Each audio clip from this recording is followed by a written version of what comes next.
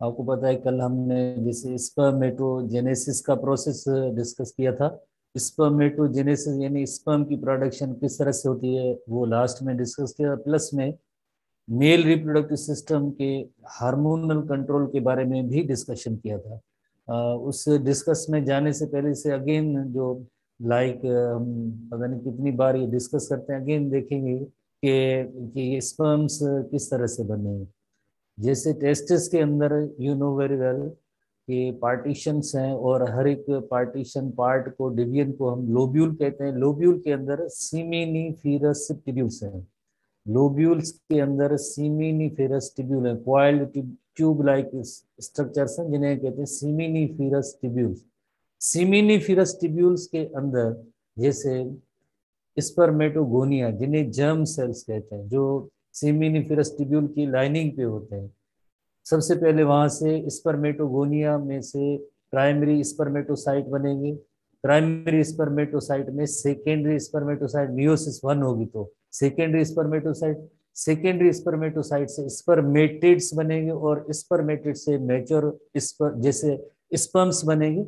Then वो mature तो epididymis में होते हैं, बट उसका एक पाथ या रूट है, जैसे आप स्टूडेंट्स को लाइक हमने आपको पता भी होना चाहिए, और हमने काफी मरतबा इसको डिस्कस किया है। तो जब भी जैसे स्पर्म्स बनते हैं तो सिमिनिफेरस ट्यूब्यूल से रेटी टेस्टिस के बाद वासा इफ्रंशिया, वासा इफ्रंशिया के बाद इपीडिडिमिस, इपीडिडिमिस में इनमें टेल भी आ जाता है, मोटाइल बन जाते हैं, और उसके बाद उनमें मोटिलिटी की सलाहियत आ जाती है, एबिलिटी ऑफ मोटिलिटी। तो इपीडिडिमिस के बाद वास डिफरेंस के बाद इजैक्यूलेटरी डक्ट, इजेक्ट करने के, बायोलॉजी के अंदर चीजें याद करनी होती है। ठीक है, तो इसी तरह से हमने हार्मोनल कंट्रोल के बारे में डिस्कस करना था। हार्मोनल कंट्रोल कि मेल लाइक जो गैमीट्स हैं उनका जो स्पर्मेटोजेनेसिस में हार्मोनल कंट्रोल क्या है उसके बारे में कल हम डिस्कस कर रहे थे। आपको पता है कि हार्मोनल कंट्रोल सबसे पहले हाइपोथैलेमस से GnRH gonadotropin releasing hormone, gonadotropin releasing hormone release होगा, एंटीरियर लोब पिट्यूटरी ग्लैंड को स्टिमुलेट करेंगे। एंटीरियर लोब पिट्यूटरी ग्लैंड से गोनेडोट्रोपिन्स रिलीज होंगे। कौन है? FSH और LH। FSH और LH का इफेक्ट किस पे होगा? यकीनन FSH और LH का इफेक्ट होता है गोनेड्स पे है, जो खुद एक एंडोक्राइन ग्लैंड है। तो गोनेड्स पे हम स्पेशली जो स्पर्मेटोजेनेसिस पढ़ रहे हैं, तो आपको पता है FSH का इफेक्ट जो होता है वो होता है सर्टोली सेल्स पे होता है। FSH का इफेक्ट जो होगा वो होगा सर्टोली सेल्स पे होगा। FSH सर्टोली सेल्स पे इफेक्ट होगा, और to complete the development of spermatids. इसी तरह से सर्टोली सेल्स जो आपको पता है सिमिनिफेरस ट्यूब्यूल्स के साथ होते हैं, और इसी तरह से LH का इफेक्ट जो है लेटिक सेल पे होता है, जिसका काम होता है टेस्टोस्टेरोन प्रोड्यूस करना। तो की पॉइंट्स इसमें हैं ही दो तीन, जैसे FSH का इफेक्ट जो है सर्टोली सेल्स पे, और सर्टोली सेल्स आगे स्पर्म डेवलपमेंट में इनका रोल होता है। इसी तरह LH का इफेक्ट लेडिंग सेल्स पे होता है, जो टेस्टोस्टेरोन की प्रोडक्शन में इन्वॉल्व है। जैसे आगे टेस्टोस्टेरोन की प्रोडक्शन होगी तो आगे जो है टेस्टोस्टेरोन का भी इफेक्ट होता है गोनेड्स पे, जो स्पर्म्स के लाइक बनने में, उनकी डेवलपमेंट में जो इम्पोर्टेंट रोल होता है। इसी तरह से एक और हार्मोन है that is called inhibin hormone. जैसे वर्ड से देखें इनहिबिन, इनहिबिट लफ्ज को शो कर रहा है। जैसे अब इनहिबिट की मीनिंग होती है टू स्टॉप, स्टॉप करेंगे प्रोसेस को या रेगुलेट करेंगे इस पर सर्टोली सेल्स को, and serves to control the spermatogenesis normal rate, यानी नॉर्मल रेट में, यानी नंबर है या कितना इनके प्रोड्यूस होने उसको रेगुलेट या कंट्रोल करने में इनहिबिन हार्मोन का रोल होता है। इनहिबिन दो हार्मोन होते हैं, एक होता है एक्टिविन होता है, दूसरा इनहिबिन होता है। एक्टिविन अक्सर जो है FSH की लाइक स्टिमुलेशन करते हैं, रेगुलेट करते हैं, और इनहिबिन इसका इंटरशन को स्टॉप करके देन जो मेल गैमीट्स और स्पर्म्स इनके प्रोसेस को स्टॉप कर सकते हैं। तो इस तरह से जो है इनका एक रोल होता है। Inhibin hormone is produced by Sertoli cells and serve to control the spermatogenesis at the normal rate. तो अब हम नेक्स्ट टॉपिक में आएंगे, नेक्स्ट आगे भी पढ़ते जाएंगे, बिकॉज हमें जैसे फीमेल रिप्रोडक्टिव सिस्टम भी देखना है। आगे नेक्स्ट टॉपिक है female reproductive system. Male reproductive system हमने कंप्लीट कर लिया, उसके बाद जैसे हम फीमेल रिप्रोडक्टिव सिस्टम में आएंगे। प्रीवियसली हमने ऐसे ही पढ़ा था कि मेल रिप्रोडक्टिव सिस्टम में उसका फंक्शन क्या था। आपने देखा मेल रिप्रोडक्टिव सिस्टम का फंक्शन है स्पर्म्स प्रोड्यूस करना, स्पर्म्स। इसी तरह से फीमेल रिप्रोडक्टिव सिस्टम जरा मेल से थोड़ा कॉम्प्लेक्स है, ठीक है, वेरी क्लियर लिखा हुआ है कॉम्प्लेक्स है, बिकॉज इसका जो फंक्शन एक पार्ट से रिलेटेड नहीं है। हार्मोन्स रेगुलेटेड काफी सारे फंक्शन होते हैं और जो पूरा इस फीमेल रिप्रोडक्टिव सिस्टम को रेगुलेट करते हैं। एक तो प्रोड्यूस गैमीट भी है, और दूसरी बात के एवरी मंथ जैसे फीमेल की बॉडी प्रिपेयर होती है to receive the sperm or possible fertilization, तो वो भी चेंजेस जैसे फीमेल की बॉडी के अंदर एवरी मंथ होती रहती हैं। तो ये भी एक हार्मोनल कंट्रोल है जो फीमेल रिप्रोडक्टिव सिस्टम से रिलेटेड है। तो इसी तरह से बट हर body must be prepared to nurture and developing embryo.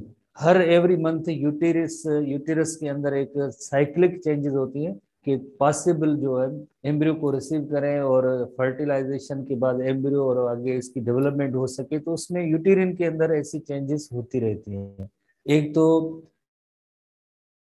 Female reproductive system का काम है टू प्रोड्यूस गैमीट्स, और नंबर टू है यूटेरस को प्रिपेयर। इसी तरह से for period of approximately 9 month, उसके बाद अगर फर्टिलाइजेशन हो जाती है तो 9 मंथ्स तक यंग वन की डेवलपमेंट जो होती है वो भी फीमेल रिप्रोडक्टिव सिस्टम यूटेरस के अंदर होती है। तो मेल रिप्रोडक्टिव सिस्टम का जस्ट एक ही काम जैसे था स्पर्म्स प्रोड्यूस करना, तो इस तरह से फीमेल रिप्रोडक्टिव सिस्टम जरा कॉम्प्लेक्स है, बिकॉज उसमें गैमीट भी प्रोड्यूस हो रहे हैं और एवरी मंथ यूटेरस भी प्रिपेयर होती है फॉर रिसीविंग एम्ब्रियो। अगर फर्टिलाइजेशन हो जाएगी तो देन 9 मंथ्स तक जो है उस यूटेरस के अंदर डेवलपमेंट होती है, तो उसके लिए भी ये फीमेल रिप्रोडक्टिव सिस्टम ही रिस्पॉन्सिबल होता है। तो हम ये सारे स्ट्रक्चर्स को देखेंगे कि एनटीपी पॉइंट है। अब हम देखते हैं कि कंपोनेंट्स कौन से हैं। जैसे फीमेल रिप्रोडक्टिव सिस्टम के अंदर जैसे हमने मेल के भी इसी तरह से पढ़े थे, जैसे मेल में भी पेयर ऑफ गोनेड्स थे जिन्हें टेस्टिस कहे थे। उसके बाद टेस्टिस के बाद जैसे देखें एक एसटीबी की पॉइंट होती है और दूसरी एनटीबी या डिटेल में होती है। जो एसटीबी में पॉइंट्स मिस होती हैं, जैसे मिस में अगर बताऊं कि जैसे आप सबको पता है, जैसे जिन्होंने पढ़ा है, टेस्टिस के बाद डायरेक्टली ईपीडीडी मिस दिखाया गया, और स्टूडेंट बार बार सवाल करते हैं कि पूछते हैं कि ये क्या भाई, ये तो उसमें कम लिखा हुआ है, इसमें एनटीबी ज्यादा है, तो इसकी डिटेल स्ट्रक्चर है। क्या इसमें आपको इतना टाइम ज्यादा है कि आप पढ़े ना? आपने जो पढ़ा है टेक्स्ट बुक में पढ़ा है, अब आपका काम है इसको पढ़े याद करें, ठीक है। तो इसी तरह से जो काफी सारी चीजें डिफरेंट बुक्स में अगर एक में कम है दूसरे में ज्यादा है, तो जिसमें ज्यादा पॉइंट्स है या यहाँ पे हम डिस्कस करते हैं, आपको पीडीएफ फॉर्मेट भी मिल जाता है या स्क्रीनशॉट भी आप ले रहे होते हैं, तो आप उनसे काइंडली पढ़ते जाए। बायोलॉजी आसान तरीन सब्जेक्ट है, अगर आप खुद पढ़ेंगे तो होगा, वरना नहीं होगा आसान, ठीक है। इसको आप पढ़े याद करें। इसी तरह से एक ओविडक्ट्स है जिसे हम कहते हैं फेलोपियन ट्यूब कहते हैं, यूटेरस और वूम, और चौथा है वेजाइना है। तो चार जो है पार्ट्स हैं, और इसमें एक टर्म जैसे फिम्ब्रियाई है, फिम्ब्रियाई जैसे ओविडक्ट है ना, कि जैसे ये पार्ट है फेलोपियन ट्यूब या ओविडक्ट कहते हैं, इस पार्ट को कहते हैं फेलोपियन ट्यूब या ओविडक्ट। फेलोपियन ट्यूब या ओविडक्ट होता है तो उसमें ऐसे थ्रेड्स जैसे स्ट्रक्चर्स होते हैं जिन्हें हम कहते हैं फिम्ब्रियाई कहते हैं, फ्रिंज और थ्रेड, जो ओवरी में से जैसे ही एक सेल रिलीज होगा तो फौरन इसको जो है जैसे स्वेप इनटू ओविडक्ट। तो ये काम जो है इन फिम्ब्रियाई का होगा, आगे हम डिस्कस करेंगे। तो ये ओवरी है, पेयर ऑफ ओवरीज, ओवरीज और देन जो है ओविडक्ट या फेलोपियन ट्यूब कहेंगे, और इस स्ट्रक्चर को हम कहेंगे यूटेरस कहेंगे। Number 3, number 1 ovary, number 2 fallopian tube और ओविडक्ट, नंबर 3 इज यूटेरस। ये सारी स्ट्रक्चर है, इस स्ट्रक्चर को हम यूटेरस कहेंगे। और चौथा पार्ट दैट इज वेजाइना। तो चार पार्ट होते हैं, जैसे बुक के हवाले से जैसे हम देख रहे हैं कि पेयर ऑफ गोनेड्स का पेयर, जैसे ये भी ओवरी है, ये भी ओवरी है। नंबर 2, जैसे ये ओविडक्ट है, ओविडक्ट ओविडक्ट और फैलोपियन ट्यूब कहते हैं। उसके बाद नंबर तीसरा कंपोनेंट है, इससे हम कहेंगे यूटेरस कहेंगे। और number 4 component that is called as vagina. तो ये 4 कंपोनेंट्स हैं फीमेल रिप्रोडक्टिव सिस्टम के। अब हम हर एक को अलग अलग से ऐसा ऐसा डिस्कस करते जाएंगे। तो सबसे पहले हम गोनेड्स की तरफ आते हैं। पेयर ऑफ ओवरीज है, फीमेल गोनेड्स जिन्हें ओवरीज कहेंगे। Female gonads are called ovaries which produce ova and release hormone. जैसे आप स्टूडेंट्स को मालूम है कि टेस्टिस में भी जैसे स्पर्म प्रोड्यूस हो रहे थे, एज वेल एज हार्मोन भी प्रोड्यूस होता है, टेस्टोस्टेरोन हार्मोन। इसी तरह से ओवरीज का भी काम है एग सेल प्रोड्यूस करना या ओवा प्रोड्यूस करना, ओवा और एग सेल्स। और दूसरा काम है हार्मोन प्रोड्यूस करना, दोनों काम है। हम हमने एक जैसे हार्मोन की प्रोडक्शन के हवाले से रोल डिस्कस किया है, दोबारा भी यहाँ पे डिस्कस करेंगे कौन से हार्मोन किस वक्त रिलीज होते हैं और उनका आगे काम क्या होगा। प्लस में यहाँ पे मेन जो फंक्शन है हम ये देखेंगे, मेन फंक्शन इस जगह पे रिप्रोडक्टिव सिस्टम के हवाले से है, वो है कि लाइक फीमेल गैमीट और एग सेल प्रोड्यूस करना, फीमेल गैमीट और एग सेल प्रोड्यूस करना, फीमेल गैमीट और एग सेल प्रोड्यूस करना। तो ओवरीज कहाँ पे मौजूद है? On each side of the uterus, abdominal cavity में each side of the uterus. जैसे सेंटर में आपने देखा कि यूटेरस ये मौजूद है, तो यहाँ पे पेयर ऑफ ओवरीज है। यहाँ पे in place with the peritoneal cavity by several ligaments। हमने जैसे पढ़ा है इससे पहले चैप्टर 2 के अंदर पढ़ा है इंटर में स्केलेटन के हवाले से, लिगामेंट एक ऐसा कनेक्टिव टिश्यू है जो दो बोन्स को आपस में मिलाता है। हमने ये ऐसा पढ़ा था टर्म, एक लिगामेंट के बारे में पढ़ा था और दूसरा टेंडन के बारे में पढ़ा था। बट लिगामेंट एक ब्रॉडर टर्म है जिसकी और भी डेफिनेशन है। जैसे लिगामेंट का, जैसे ओवेरियन लिगामेंट, जैसे हम इसके लिए लफ्ज इस्तेमाल करेंगे ओवेरियन लिगामेंट, यानी ऐसी लिगामेंट जो ओवरी को अटैच करते हैं पेरिटोनियल वाल से। ये एक फाइब्रस लिगामेंट है that connects ovary to the uterus. Ovary को यूटेरस से कनेक्ट करने के लिए जो ऐसे कनेक्टिव टिश्यूज हैं, फाइब्रस कनेक्टिव टिश्यू है, उन्हें हम कहेंगे ओवेरियन लिगामेंट, जिनकी तादाद ज्यादा होती है, जिनके नेम्स आपको याद नहीं करने। हम नेक्स्ट इलस्ट्रेशन में देखते हैं कि ऐसे ओवेरियन लिगामेंट कहाँ कहाँ पे हैं जिसकी वजह से ओवरी जो है यूटेरस के साथ कनेक्टेड है। Ovaries are solid ovoid structure. Ovoid की मीनिंग होती है ओवल शेप है, 3.5 centimetre long and 2 to 3 centimetre wide size है, जो जिससे टोकन टाइप के क्वेश्चन है जो आपको याद करने। अब हम नेक्स्ट आते हैं कि सेवरल लिगामेंट्स कौन सी हैं, कौन सी लिगामेंट्स हैं जिनके जरिए जैसे ovaries are attach to the uterus, ovaries are attach to the uterus. STB book में ये टर्म नहीं है, एसटीबी में बिल्कुल ही नहीं है। ओवरीज को अलग से दिखाया गया कि ओवरीज से रिमेनिंग पार्ट उससे सेपरेट है, बट यहाँ पे जैसे एनटीबी बुक में वेरी क्लियर है कि ovaries are attach to the uterus by number of fibrous connective tissue, fibrous ligament, ovarian ligament कहेंगे नंबर ऑफ, यानी मेनी है, सेवरल है। तो अब हम जैसे आप देखते हैं कि लाइक ये ओवेरियन लिगामेंट क्या होगी। जैसे फॉर एग्जांपल जैसे ये ओवरी है, ओवरी है, ये जो फैलोपियन ट्यूब या जिसे आप ओविडक्ट कहते हैं, ये ऐसे फाइब्रस जो कनेक्टिव टिश्यू होते हैं जिन्हें हम कहते हैं लिगामेंट कहते हैं, लिगामेंट। और किसके साथ अटैच होते हैं? जैसे वाल, पेरिटोनियल वाल के साथ अटैच होते हैं, पेरिटोनियल वाल के साथ भी अटैच है और यूटेरस के साथ भी जैसे अटैच, यूटेरस के साथ अटैच है। तो लिगामेंट की तादाद जरा ज्यादा होती है। एक ये लिगामेंट है जिसे कहेंगे यूटेरोसेक्रल लिगामेंट, एक round ligament of the uterus है, round ligament of the uterus. इसी तरह से एक ये 3 स्ट्रक्चर्स हैं, broad ligament of the uterus, ये broad ligament of the uterus है। इसी तरह से एक और लिगामेंट है, लिगामेंट ऑफ द ओवरी, जैसे ये ओवरी है और यूटेरस के साथ अटैच है। Suspensory ligament of uterus, suspensory ligament of the uterus, यानी मेनी और सेवरल लिगामेंट है। हम सिर्फ एक ही लफ्ज याद करेंगे कि ओवरी जो यूटेरस के साथ अटैच है, फाइब्रस कनेक्टिव टिश्यू जिन्हें हम कहेंगे ओवेरियन लिगामेंट, उसके जरिए अटैच है। तो काफी लिगामेंट, जैसे प्रीवियस हेडिंग में हमने जैसे देखा था कि many ligaments, ovary is held in place, ovary is held in place with in peritoneal cavity by several ligaments. तो सेवरल लिगामेंट्स कौन सी है, जैसे अभी हमने डिस्कस किया, काफी सारे लिगामेंट्स है, काफी सारे लिगामेंट्स है। ये इस तरह की तस्वीर है, डायग्राम है जो आपको मिलेगी जैसे पंजाब टेक्स्ट बुक बोर्ड के अंदर ये ऐसी सेम डायग्राम मौजूद है। ये सारी लिगामेंट्स है, ये सारी लिगामेंट्स है। तो ovary is attached to the uterus by ligament, जिन्हें कहेंगे ovarian ligament, that is called as ovarian ligament.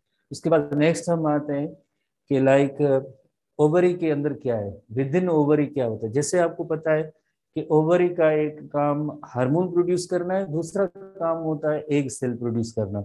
तो एग सेल किस तरह से प्रोड्यूस होते हैं, कब होते हैं, कितने होते हैं, और पोटेंशियल कितना होता है, तो ये डिस्कस करेंगे। Within ovary are many tiny sac like structure called ovarian follicle.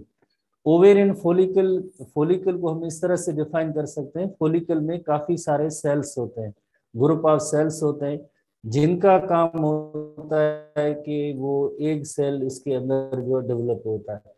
और ये जो फॉलिक्यूलर सेल्स होते हैं हार्मोन भी प्रोड्यूस करते हैं, ये हार्मोन भी प्रोड्यूस करते हैं। ऐसे फॉलिकल तकरीबन 2 लाख से 3 लाख के करीब फीमेल्स के अंदर होते हैं, और उसमें फ्यू फॉलिकल्स जैसे वो मैच्योर होते हैं, फ्यू फॉलिकल्स मैच्योर होते हैं, अदर डीजनरेट होते हैं।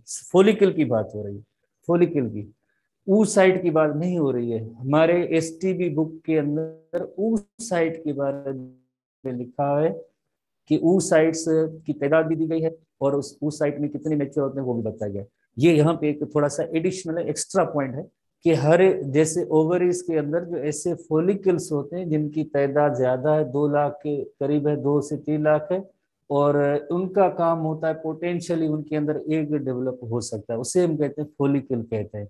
फॉलिकल एक सेल्यूलर एग्रीगेशन है जो हार्मोन भी प्रोड्यूस करते हैं, ड्यूरिंग मेंस्ट्रुअल साइकिल हार्मोन भी प्रोड्यूस करेंगे।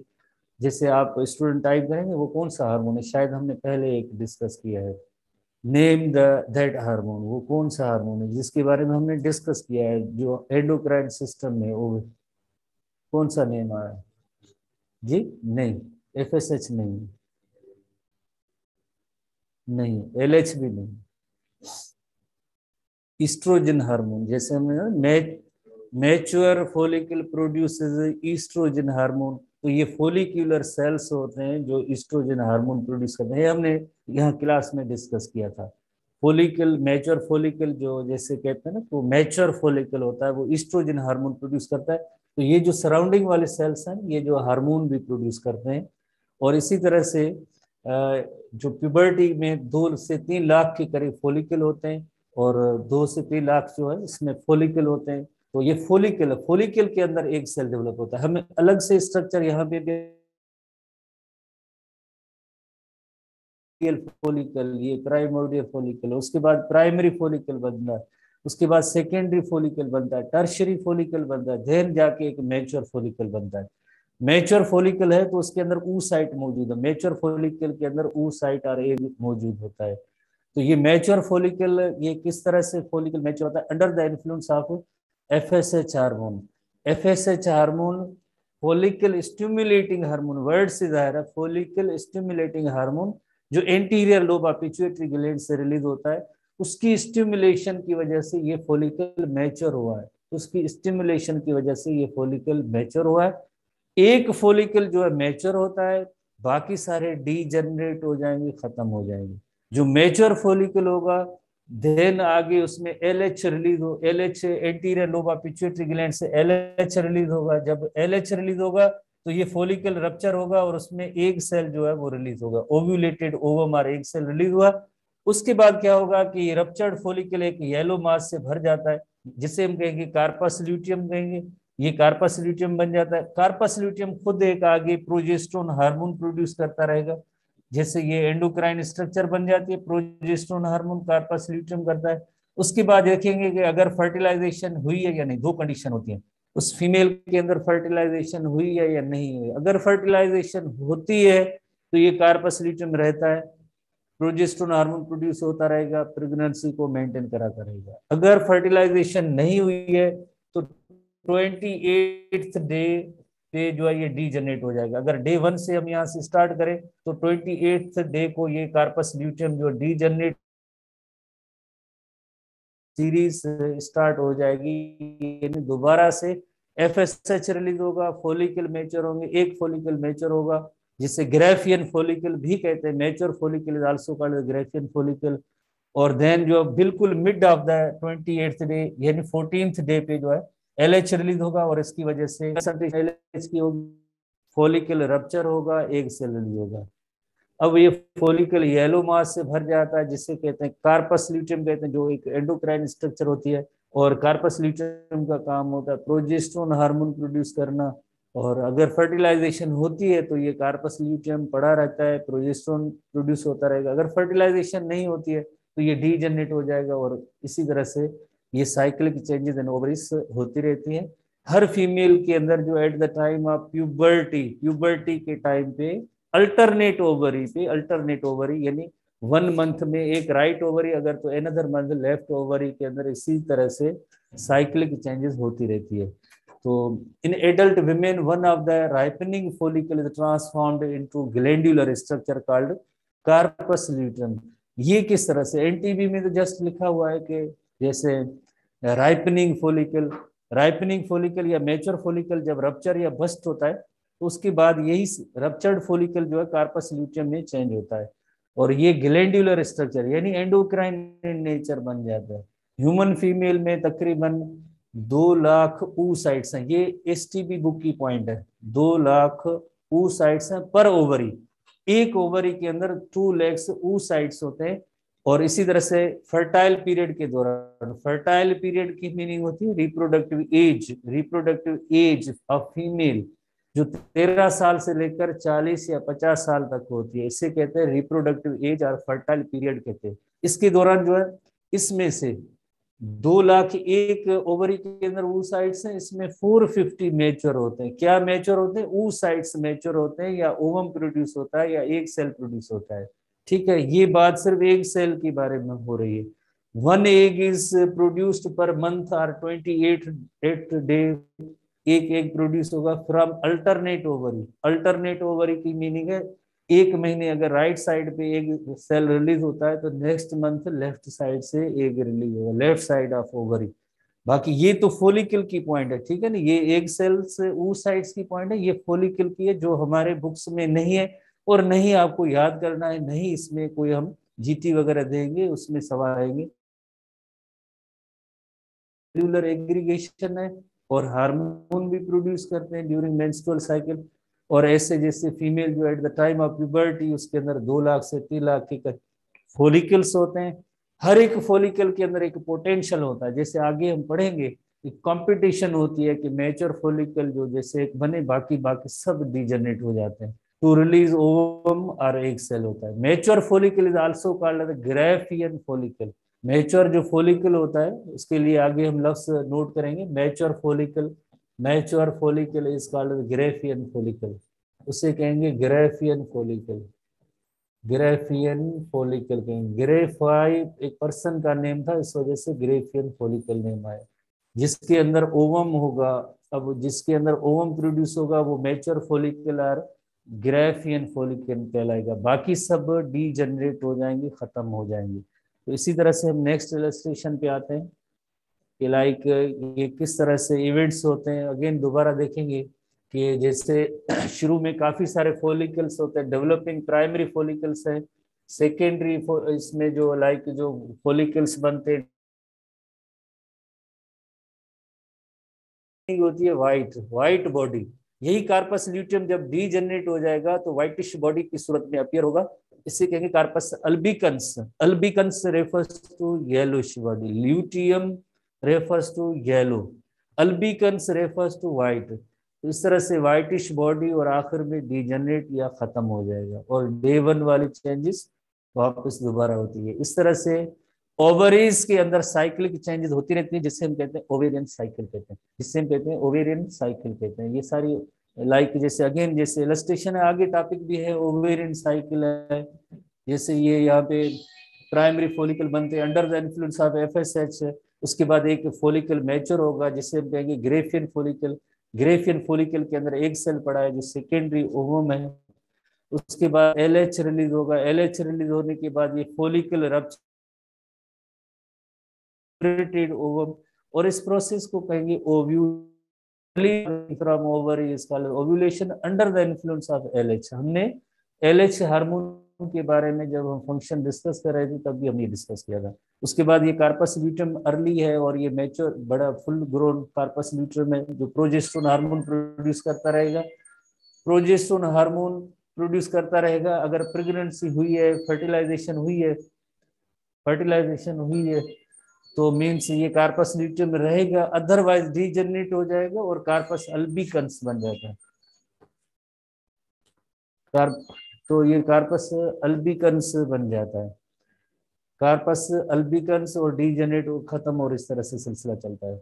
हाँ खंड, ठीक है। उसके बाद हम नेक्स्ट आएंगे ओविडक्ट और फेलोपियन ट्यूब्स पे आएंगे। ओवरी के बाद oviduct. You know very well के फीमेल रिप्रोडक्टिव सिस्टम के हवाले से हम चीजें डिस्कस करेंगे। फीमेल रिप्रोडक्टिव सिस्टम में देन ओवरी से जैसे ही एक सेल रिलीज हुआ तो ये जो है ओविडक्ट पार्ट के अंदर चला जाता है। ओविडक्ट पार्ट कौन यहाँ पे इसको स्वीप करता है? ये जो है फ्रिंजिस मौजूद है, फ्रिंजिस मौजूद है जिसे फिम्ब्रियाई कहते हैं, फिम्ब्रिया सिंगुलर, फिम्ब्रियाई प्लूरल। ऐसे थ्रेड लाइक स्ट्रक्चर्स होंगे जो इस एक सेल को जैसे ये रिलीज हुआ ओवरी से इसको स्वीप करके ओविडक्ट के अंदर ले जाएंगे, ओविडक्ट के अंदर ले जाएंगे, ठीक है। तो ओविडक्ट का पहला पार्ट जो होता है फनल शेप्ड होता है, उसे इन्फंडिब्यूलम कहते हैं। देन एम्प्यूला होता है, स्थमस होता है, और इंट्राम्यूरल वगैरह ये सारे पार्ट, यहाँ तक जो है ये पार्ट ओविडक्ट का है। ओवरी से एक सेल रिलीज होगा, वो ओविडक्ट के अंदर चला जाएगा, जिसे फेलोपियन ट्यूब भी कहते हैं, यूटीरिन ट्यूब भी कहते हैं, also called uterine fallopian tube, oviduct भी कहते हैं। ये सारे नेम है oviduct, oviduct, uterine tube, fallopian tube, ये सारे नेम्स हैं। ओवरी से एक सेल रिलीज हुआ और किस में चला गया? ओविडक्ट में। ओविडक्ट का बहुत इंपॉर्टेंट रोल है रिप्रोडक्टिव सिस्टम के हवाले से, बिकॉज इसके अंदर एक phenomena, very important phenomena, fertilization का प्रोसेस होता है। फर्टिलाइजेशन किसे कहते हैं? Union of egg and sperm, union of egg and sperm is called fertilization. Fertilization का अमल जो होता है वो होता है ओविडक्ट के अंदर, फर्टिलाइजेशन का। उसके बाद फर्टिलाइजेशन होगी कहाँ? अपर थर्ड ऑफ द ओविडक्ट में होगी। उसके बाद जैसे फर्टिलाइजेशन होगी तो उसके बाद यकीनन क्लीवेज होगी या माइटोटिक सेल डिवीजन होगी, फिर वो डिवाइडिंग सेल्स जो है वापस किस तरफ आएंगे? यूटिरस की तरफ आएंगे। तो ये सारे फंक्शंस इस ओविडक्ट के जरिए होते हैं। तो oviduct forms initial part of the female reproductive system, receive the ovulated oocyte। अभी आपने देखा कि लाइक ओवरी से एक सेल रिलीज होता है तो ओविडक्ट में चला जाता है सबसे पहले, and the site of where fertilization generally occur। Fertilization बहुत इंपॉर्टेंट सवाल है और टेस्ट में कई बार आ भी चुका है कि ह्यूमन बीइंग के हवाले से, फीमेल रिप्रोडक्टिव सिस्टम के हवाले से oviduct, upper third of the oviduct, each oviduct about 10 centimetre long and transfer developing ovum from ovary towards the uterus. उसके बाद जैसे डेवलपमेंट का मरहला होता है ना, जैसे फर्टिलाइज्ड एग हो गया है, जाइगोट बन गया है, तो उसके बाद फर्दर जो चेंजेस होंगी उसको आगे ट्रांसफर करना किस तरफ? यूटिरस की तरफ, वेयर 9 मंथ्स तक जो है यंग वन डेवलप होता रहेगा। तो ये सारा अमल जो है ओविडक्ट, इलस्ट्रेशन वो side is carried toward the uterus, और फाइनली जो है यूटिरस की तरफ आता है।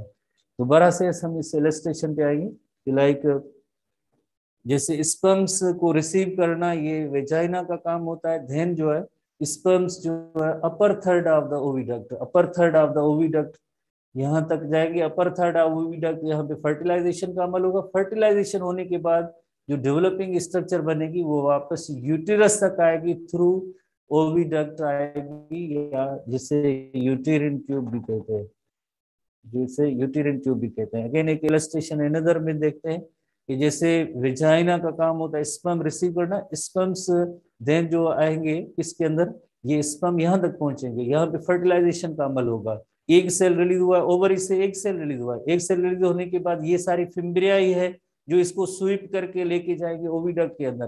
देन एग और स्पर्म की यूनियन होगी, यूनियन होने के बाद जैसे जाइगोट बनता है तो ये सारी चेंजेस होती है, 2 सेल स्टेज, 4 सेल स्टेज, उसके बाद मोर्यूला, बिलास्ट्यूला, ये सारे स्टेजेस बनते जाएंगे। तो ये नीचे की तरफ आएंगे, किस तरफ आएंगे, टुवार्ड्स द यूटेरस। यूटेरस में आएंगे जहाँ पे डेवलपमेंट होती है, 9 मंथ्स तक डेवलपमेंट होती है। तो ये अभी जैसे हमने डिस्कस किया ना कि ओविडक्ट का ये काम है फर्टिलाइजेशन, यहाँ पे इससे साइट फॉर फर्टिलाइजेशन। उसके बाद जैसे ये डेवलपिंग जो स्ट्रक्चर्स बनी है इनको भी ट्रांसफर कर रहा है किस तरफ, टुवार्ड्स द यूटेरस, यूटेरस की तरफ ट्रांसफर करना। और यूटेरस में आगे कंप्लीट डेवलपमेंट होगी, आगे कंप्लीट डेवलपमेंट का मरहला होगा।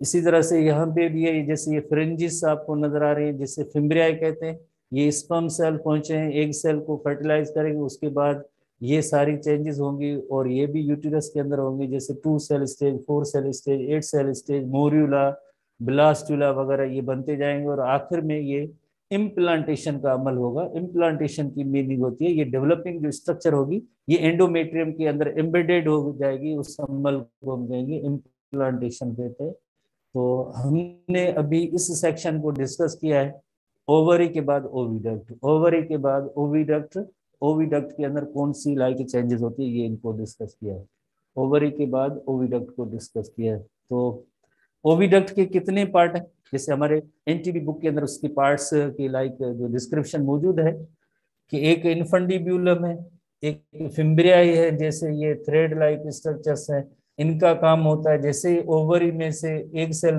प्रोड्यूस होगा, ओवरी में एक सेल प्रोड्यूस होगा तो फिम्ब्रियाई इसको जो है लेके आएंगे। पहला पार्ट इन्फंडिब्यूलम है, एम्प्यूला है और स्थमस है, और उसके बाद यहाँ से जो है यूटेरस का पोर्शन स्टार्ट होता है।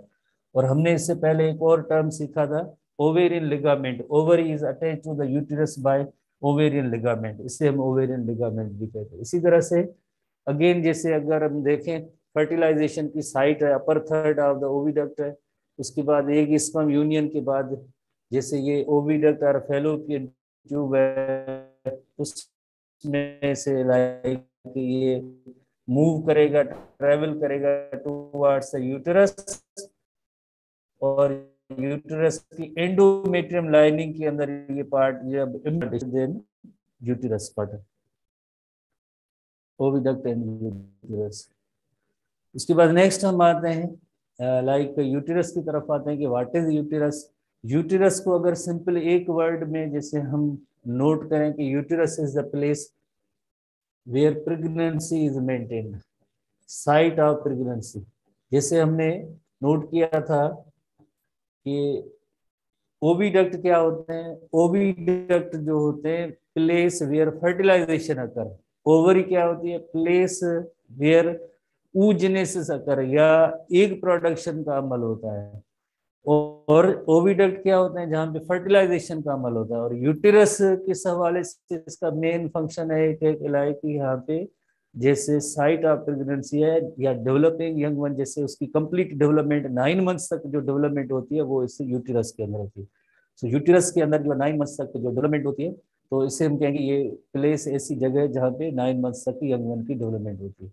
यूटेरस को वूम भी कहते हैं, वूम हालो मस्क्यूलर ऑर्गन है, शेप्ड समवॉट इन्वर्टेड पियर, इन्वर्टेड पियर, पियर जैसे फ्रूट का नेम है तो वो इन्वर्टेड पियर की तरह, जैसे पियर जो फ्रूट है जैसे पियर, ऐसे फ्रूट जो पियर की शेप होगी इन्वर्टेड, इन्वर्टेड की मीनिंग होगी इसको जैसे टर्न करेंगे तो ये इन्वर्टेड शेप हो जाएगी, पियर शेप, पियर शेप, इन्वर्टेड पियर शेप।